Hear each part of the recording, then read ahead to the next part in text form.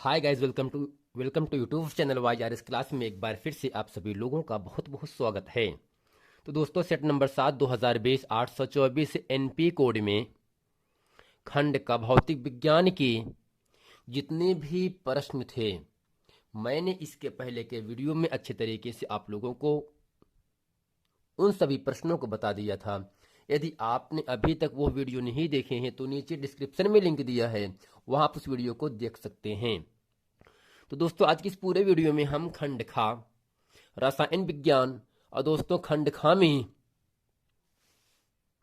प्रश्न नंबर 5 के जितने भी खंड हैं का खा गा, और दोस्तों प्रश्न नंबर 6 के जितने भी खंड हैं, और इसी के साथ प्रश्न नंबर 7 का जो आपके यहाँ से का और खा खंड है, इसको इस पूरे वीडियो में हम अच्छे तरीके से आप लोगों को बताने वाले हैं। आइए दोस्तों, चलते हैं यहाँ से। प्रश्न नंबर 5 का आपके सामने कह रहा है, निम्नलिखित में से कौन सा प्रबल विद्युत अपघट्ट नहीं है। निम्नलिखित में से कौन सा प्रबल विद्युत अपघट्ट नहीं है। ऑप्शन पहला है अमोनियम क्लोराइड, दूसरा है सोडियम एसीटेट, तीसरा है हाइड्रोजन सल्फाइड, चौथा है पोटेशियम नाइट्रेट जिसका सूत्र होता है KNO3। अमोनियम जो दोस्तों क्लोराइड है, इसका सूत्र होता है NH4Cl। हाइड्रोजन सल्फाइड का सूत्र होता है H2S। दोस्तों प्रश्न है, कौन सा प्रबल विद्युत अपघट्ट नहीं है। Ammonium chloride, sodium acetate, hydrogen sulphide, potassium nitrate. तो दोस्तों इन चारों ऑप्शन में ऑप्शन नंबर यहां से आपका दूसरा सही है, सोडियम एसीटेट प्रबल विद्युत अपघट्ट पदार्थ सोडियम एसीटेट नहीं है। लेकिन दोस्तों ammonium chloride, hydrogen sulphide, potassium nitrate, यह तीनों क्या होगा आपका प्रबल विद्युत अपघट्ट पदार्थ है। लेकिन सोडियम एसीटेट प्रबल विद्युत अपघट्ट नहीं है। इसलिए दोस्तों ऑप्शन नंबर यहां से दूसरा सोडियम एसीटेट जो कि विद्युत अपघट्ट पदार्थ प्रबल नहीं है।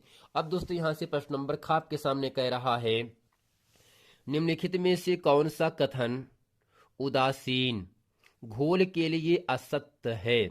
घोल के लिए असत्य है। अब दोस्तों यहां से पहला है हाइड्रोजन आयन यानी H+ आयन के सांद्रण का मूल्य 10⁻⁷ मोल प्रति लीटर। दूसरा दोस्तों है हाइड्रोक्सिल आयन जिसे लिखते हैं OH- के सांद्रण का मूल्य 10⁻⁷ मोल प्रति लीटर है। तीसरा दोस्तों है pH का मान 0। चौथा है pH का मान 7। तो दोस्तों यहां से केवल आपको इतना ही समझना है, उदासीन घोल के लिए कौन सा दोस्तों कथन आपका असत्य है। तो दोस्तों हम आपको यह बताना चाहते हैं, जिस विलयन का pH मान 1 से लेकर 6 तक रहता है वह विलयन आपका अम्लीय विलयन होता है। और जिस विलयन का pH मान केवल 7 रहता है, ना तो 7 से ज्यादा ना तो 7 से कम, वह विलयन दोस्तों उदासीन विलयन होता है। और जिस विलयन का pH मान 7 से ज्यादा होता है और 14 तक रहता है, वह विलयन दोस्तों आपका क्षारीय विलयन होता है। तो दोस्तों उदासीन घोल के लिए असत्य है। तो दोस्तों इन चारों ऑप्शन में निष्कर्ष ये निकल कर आया, pH का मान 0 होना चाहिए। यानी जिस विलयन का pH मान 0 होता है वह दोस्तों ना तो अम्लीय ना तो क्षारीय ना ही उदासीन होता है। तो शर्त ये कह रहा है उदासीन घोल के लिए असत्य कथन है। क्या दोस्तों, उदासीन घोल के लिए असत्य है। दोस्तों इन चारों ऑप्शन में ऑप्शन नंबर यहां से आपका तीसरा सही है, pH का मान 0। अगर दोस्तों जिस विलयन का pH मान 0 होता है वह दोस्तों विलयन उदासीन घोल के लिए आपका असत्य होता है, जो कि ऑप्शन नंबर यहां से आपका तीसरा सही है। अब दोस्तों प्रश्न नंबर ग कह रहा है, निम्नलिखित में से किस यौगिक में ketone greater than carbon double bond oxygen समूह उपस्थित है। दोस्तों पहला यहां से है कार्बन सिंगल बॉन्ड हाइड्रोजन और दोस्तों डबल बॉन्ड ऑक्सीजन जुड़ा है। और यहां से CH3 bond carbon bond hydrogen double bond oxygen. और दोस्तों तीसरा है CH3 bond carbon double bond oxygen single bond hydroxide. चौथा है CH3 bond carbon bond bond CH3 double bond ऊपर दोस्तों क्या दिया है आपका ऑक्सीजन दिया है। दोस्तों हमसे को इतना ही पूछ रहा है किस यौगिक में कीटोन समूह उपस्थित होता है। तो हम आपको ये बताना चाहते हैं जब किसी तत्व के साथ कार्बन और ऑक्सीजन के बीच डबल बॉन्ड लगा होता है वह दोस्तों जो आपका समूह होगा कीटोन समूह के अंतर्गत जाता है। दोस्तों इन चारों कथन को देखने से हमें यह पता चल रहा है कि कार्बन और ऑक्सीजन के भी डबल बॉन्ड है, इसके साथ दोस्तों यहाँ से आपका दो हाइड्रोजन लगा हुआ है, इसलिए कीटोन जो समूह प्रदर्शित करता है इन चारों ऑप्शन में ऑप्शन नंबर यहाँ से आपका पहला सही है। अब दोस्तों यहाँ से कह रहा है प्रश्न नंबर 6 का है निम्नलिखित की IUPAC नामकरण लिखिए। जैसा कि दोस्तों आपको यहाँ से दिख रहा होगा IUPAC का फुल फॉर्म होता है international union of pure applied chemistry. दोस्तों यहाँ से प्रश्न नंबर 6 का जो का है इसमें 2 खंड हैं, इन दोनों का दोस्तों हमें IUPAC नाम लिखना है। और दोस्तों प्रश्न नंबर ख कह रहा है मेंडलीफ की आवर्त सारणी कोई 4 उपयोगिताओं का विवरण लिखिए या दीजिए। प्रश्न नंबर दोस्तों ग है भौतिक एवं रासायनिक गुणों के आधार पर एथेनॉल एवं एथेनोइक अम्ल में अंतर स्पष्ट कीजिए। प्रश्न नंबर 7 का है जिंक सल्फाइड से जिंक धातु प्राप्त करने का रासायनिक समीकरण लिखिए। प्रश्न नंबर 7 का खा है निम्नलिखित पर संक्षिप्त टिप्पणी लिखिए। दोस्तों पहला है दहन अभिक्रिया, दूसरा है प्रतिस्थापन अभिक्रिया। आइए दोस्तों चलते हैं प्रश्न नंबर 6 का खा गा। प्रश्न नंबर दोस्तों 7 का खा और इसमें जितने भी खंड हैं खा में 2 खंड हैं फर्स्ट और सेकंड, इन सभी खंडों को अच्छे तरीके से हम पढ़ते हैं। तो दोस्तों प्रश्न नंबर 6 का कह रहा है निम्नलिखित की IUPAC नामकरण लिखिए। पहला है CH3 bond CH2 bond carbon single bond hydroxide और दोस्तों डबल बॉन्ड ऑक्सीजन आपका जुड़ा है। अब दोस्तों यहाँ से इसके उत्तर में लिखेंगे IUPAC नाम। जैसा कि दोस्तों आपको दिख रहा है इसमें आपके 3 कार्बन हैं, 1 कार्बन 2 कार्बन 3 कार्बन और दोस्तों जो आपका हाइड्रोजन है 3 2 5 हाइड्रोजन है और दोस्तों यहाँ से ऑक्सीजन आपका 2 लगा है। तो दोस्तों इसका जो IUPAC नाम होगा international union of pure applied chemistry, अर्थात इस यौगिक का जो IUPAC नाम होगा वह दोस्तों होता है प्रोपेनोइक। प्रोपेनो क्योंकि दोस्तों प्रो इसलिए लगाया गया क्योंकि इसमें 3 कार्बन हैं, 3 कार्बन के लिए हम लगाते हैं प्रोप और 1 कार्बन के लिए मेज, 2 कार्बन के लिए एथ, अर्थात 1 से लेकर 10 तक जब कार्बन परमाणुओं की बढ़ती संख्या के आधार पर रखा जाता है तब दोस्तों एक श्रेणी प्राप्त हो जाता है जिसे कहा जाता है क्षैतिज श्रेणी कहा जाता है। तो यहाँ से methane, ethane, propane, butane, pentane, hexane, heptane, octane, nonane, decane, यानी जब कार्बन परमाणुओं की संख्या को बढ़ाते चले जाते हैं, अर्थात अगर कार्बन 1 है, कार्बन 2, कार्बन 3, ऐसे अगर कार्बन 10 तक है तो हम 1 कार्बन के लिए मीथेन, ऐसे methane, ethane, propane, butane, pentane, hexane, heptane, octane, nonane, decane का उपयोग करते हैं IUPAC नाम बनाने के लिए। अब दोस्तों यहाँ से CH3 कार्बन और कार्बन के बीच ट्रिपल बॉन्ड है दोस्तों लगा है, इसका मतलब दोस्तों क्या होगा जो ट्रिपल बॉन्ड होता है वह असंतृप्त हाइड्रोकार्बन यौगिक में होता है, यानी वे हाइड्रोकार्बन यौगिक जिनमें कार्बन कार्बन परमाणुओं के बीच द्विक बंध या त्रिक बंध उपस्थित होता है असंतृप्त हाइड्रोकार्बन यौगिक कहलाता है। जैसे CnH2n एल्केन का सामान्य सूत्र होता है, CnH2n-2 एल्काइन का सामान्य सूत्र होता है। तो दोस्तों यहाँ से आपका तो कार्बन 1 है लेकिन यहाँ से जो आपका हाइड्रोजन कार्बन यहाँ से 2 है तो यहाँ से इसका जो IUPAC नामकरण करेंगे दोस्तों तो इसका होता है प्रोपाइन होता है, क्योंकि दोस्तों ये एल्काइन में जाएगा तो इस यहाँ पर होगा प्रोपाइन हो जाएगा। अब दोस्तों प्रश्न नंबर 6 का खा आपके सामने यहाँ से कहा जा रहा है मेंडलीफ की आवर्त सारणी के 4 उपयोगिता का विवरण लिखिए। अब दोस्तों हेडिंग करते हैं सबसे पहले काली पेन से मेंडलीफ की आवर्त सारणी की उपयोगिता या विशेषता निम्नलिखित है। दोस्तों पहला यहाँ से आपको याद रखना पड़ेगा तत्वों को व्यवस्थित क्रम में रखने से समान गुण वाले तत्वों की पुनरावृत्ति हुई, अर्थात मेंडलीव की आवर्त सारणी में दोस्तों तत्वों को व्यवस्थित क्रम में रखने से समान गुण वाले तत्वों की पुनरावृत्ति होती है, रिपीटिंग होती है। दूसरा है कुछ तत्वों का सही परमाणु भार ज्ञात करने में सहायता मिली, अर्थात दोस्तों कुछ तत्वों की जो परमाणु भार हैं वे अलग अलग हैं, और तो उनको आवर्त सारणी में सही जगह पर रखने से परमाणु भार ज्ञात करने में उनको सहायता मिल गई। तीसरा है नए तत्वों की खोज की प्रेरणा मिली। चौथा है तत्वों की संयोजकता ज्ञात करने में सहायता मिली। अब दोस्तों प्रश्न नंबर 6 का गा कह रहा है भौतिक एवं रासायनिक गुणों के आधार पर एथेनॉल एवं एथेनोइक अम्ल में अंतर स्पष्ट कीजिए। अब दोस्तों यहां से लिखेंगे, सबसे पहले काले पेन से हेडिंग करके लिखते हैं रासायनिक गुण, इसमें दोस्तों क्रिया है एथेनॉल है, और दोस्तों यहां से तीसरा कॉलम बन जाता है एथेनोइक अम्ल। इसमें दोस्तों आपके दो आपके पत्र हैं, पहला है लिटमस है, दूसरा दोस्तों यहां से सोडियम से क्रिया है, अर्थात यहां से जब लिटमस विलयन का रंग नहीं बदलता वह दोस्तों एथेनॉल होता है। अगर दोस्तों नीले लिटमस का रंग लाल हो जाता है तो वह दोस्तों जो अम्ल होगा एथेनोइक अम्ल होता है। यानी अगर लिटमस विलयन का रंग नहीं बदलेगा तो एथेनॉल अम्ल होगा, और अगर नीले लिटमस का रंग लाल हो जाता है, बदल जाता है रंग उसका, तो एथेनोइक अम्ल होता है।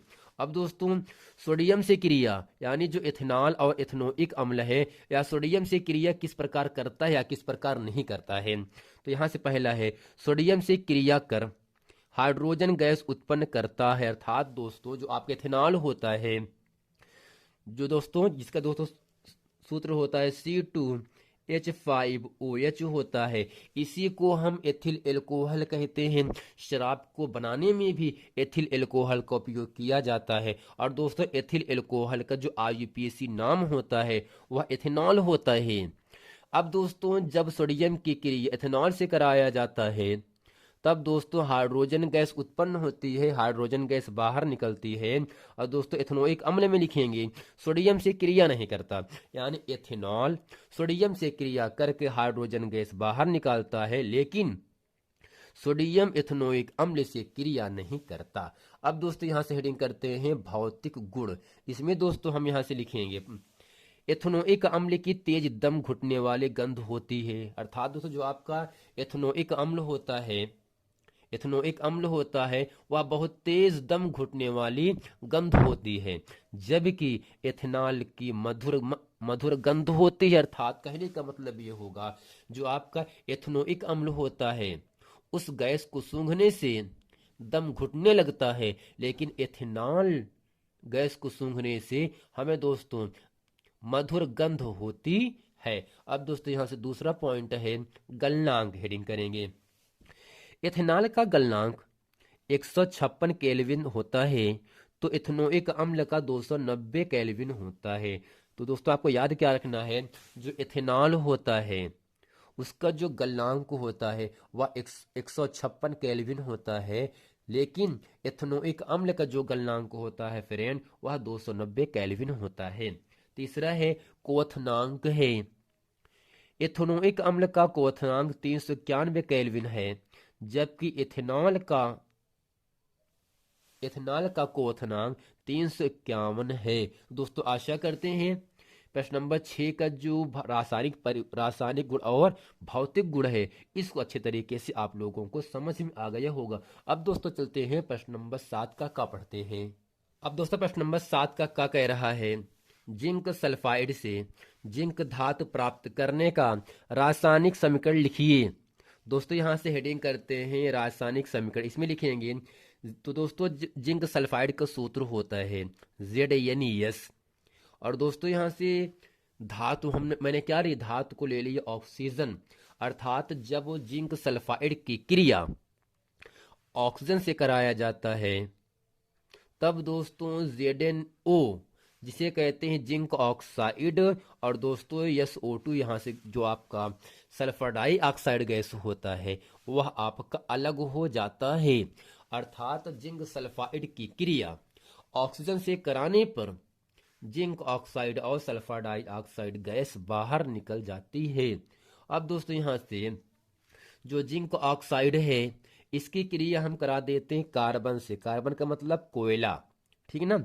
यानी जब जिंक ऑक्साइड की क्रिया कार्बन से कराया जाता है 1400 डिग्री सेंटीग्रेड ताप पर, यानी जिंक ऑक्साइड को जब कार्बन के साथ 1400 डिग्री सेंटीग्रेड ताप पर गर्म किया जाता है, दोनों को मिलाया जाता है, तब दोस्तों Zn और CO, दोस्तों Zn का मतलब ये होता है जिंक, और दोस्तों यहाँ से जो आपका CO है ये आपका कार्बन ऑक्साइड है। क्या है दोस्तों? कार्बन ऑक्साइड है। तो यहाँ से जो ZnO है, जिंक ऑक्साइड है, जब इसकी क्रिया कार्बन से 1400 डिग्री सेंटीग्रेड ताप पर कराया जाता है, तब जिंक और कार्बन ऑक्साइड बाहर निकल जाता है। अब दोस्तों यहाँ से प्रश्न नंबर 7 का आपके सामने खा कह रहा है, निम्नलिखित पर संक्षिप्त टिप्पणी लिखिए। दोस्तों पहला है दहन अभिक्रिया। तो दोस्तों दहन का मतलब भी सिंपल समझना है, दहन का मतलब जलना होता है। कोई भी वस्तु, जैसे लकड़ी हो गया, कागज हो गए, कोई भी वस्तु कब जलेगा? जब दोस्तों वायु रहेगा। अगर वायु नहीं रहेगा तब कोई वस्तु जलेगी, यानी वायु की उपस्थिति में सभी वस्तुएं जलती हैं। और दोस्तों लकड़ी का जलना एक आपका रासायनिक परिवर्तन होता है। तो किसी भी वस्तु को जलने के लिए, दहन करने के लिए ऑक्सीजन की आवश्यकता पड़ती है। तो यहां से दोस्तों करते क्या है, हेडिंग करते हैं दहन अभिक्रिया काली पेन से। इसमें लिखेंगे वह रासायनिक अभिक्रिया जिसमें कोई भी पदार्थ वायु ऑक्सीजन की उपस्थिति में जल जाता है। अगर दोस्तों कोई भी पदार्थ वायु की उपस्थिति में जलता है या ऑक्सीकृत हो जाता है, दहन अभिक्रिया कहलाती है। दोस्तों कहने का मतलब क्या हुआ, ऐसी रासायनिक अभिक्रियाएं जिसमें कोई भी पदार्थ ऑक्सीजन की या वायु की उपस्थिति में जलता है, तो इस अभिक्रिया को दहन अभिक्रिया कहा जाता है।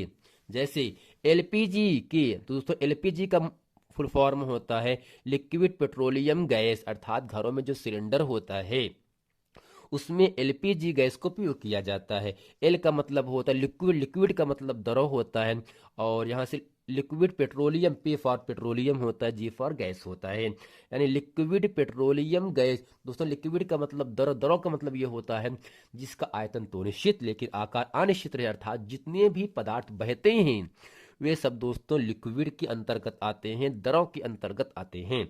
तो एलपीजी के प्रमुख घटक ब्यूटेन का दहन वायु के साथ करने पर CO2 गैस प्राप्त होती है। अर्थात दोस्तों एलपीजी की जो प्रमुख घटक ब्यूटेन होगा, अर्थात जो एलपीजी गैस होता है उसमें दोस्तों ब्यूटेन की मात्रा था C4H10 का दहन वायु के साथ, जब इसको जलाया जाता है तब दहन वायु के साथ करने पर CO2 का मतलब कार्बन डाइऑक्साइड गैस प्राप्त होती है। दोस्तों आशा करते हैं दहन अभिक्रिया किसे कहते हैं, यानी ऐसी रासायनिक अभिक्रियाएं जिसमें कोई भी पदार्थ वायु या ऑक्सीजन की उपस्थिति में जलता है या ऑक्सीकृत हो जाता है, इस प्रकार की अभिक्रिया को दहन अभिक्रिया कहा जाता है। अब दोस्तों अगला हेडिंग यहाँ से आपका आता है प्रतिस्थापन अभिक्रिया। दोस्तों यहाँ से हेडिंग करते हैं प्रतिस्थापन अभिक्रिया। इसका सिंपल मतलब ये होता है अधिक क्रियाशील वाला तत्व कम क्रियाशील वाले तत्व को विस्थापित करके उसके स्थान को स्वयं ग्रहण करने की अभिक्रिया को प्रतिस्थापन अभिक्रिया कहलाता है। यानी ऐसी रासायनिक अभिक्रिया जिसमें एक इलेक्ट्रॉन के एक या अधिक इलेक्ट्रॉन परमाणु को कोई दूसरा परमाणु जैसे क्लोरीन प्रतिस्थापित कर दें तो ये अभिक्रिया प्रतिस्थापन अभिक्रिया कहलाती है। जैसे मेथेन की क्रिया दोस्तों क्लोरीन गैस से कराने पर सूर्य की प्रकाश की उपस्थिति में, तब दोस्तों CH3Cl जिसे कहते हैं क्लोरोमेथेन, इसके साथ हाइड्रोजन क्लोराइड गैस बाहर निकल जाती है। अर्थात ऐसी रासायनिक अभिक्रियाएं जिसमें अधिक क्रियाशील वाला तत्व कम क्रियाशील वाले तत्व को विस्थापित कर देता है और उसके स्थान को स्वयं ग्रहण कर लेता है, इस प्रकार की अभिक्रिया को प्रतिस्थापन अभिक्रिया कहा जाता है।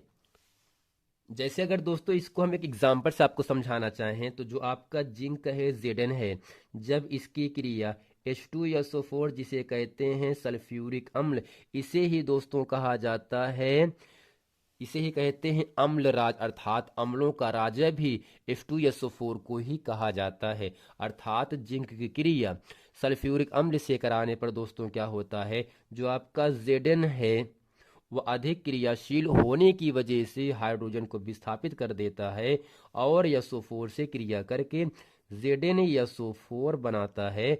और दोस्तों यहाँ से हाइड्रोजन गैस आपका बाहर निकल जाता है। तो इसका मतलब दोस्तों क्या होगा, Zn अधिक क्रियाशील होने की वजह से हाइड्रोजन को विस्थापित करके SO4 से क्रिया किया तो ZnSO4 बनाया। इसके साथ जो आपके H2 यानी का मतलब हाइड्रोजन गैस होता है वो आपका बाहर निकल गया। तो यही दोस्तों जो अभिक्रियाएं होता है, यही अभिक्रिया दोस्तों आपका प्रतिस्थापन अभिक्रिया होता है। तो दोस्तों आशा करते हैं इस पूरे वीडियो में सेट नंबर 7वां 824 NP कोड में जितनी भी खंड खा रसायन विज्ञान के महत्वपूर्ण खंड थे, मैंने उन सभी खंडों को इस पूरे वीडियो में अच्छी तरीके से बता दिए। तो दोस्तों आशा करते हैं ये पूरा प्रश्न वीडियो आप लोगों को समझ में आ गया होगा। मिलते हैं दोस्तों नेक्स्ट वीडियो में, तब तक के लिए थैंक यू।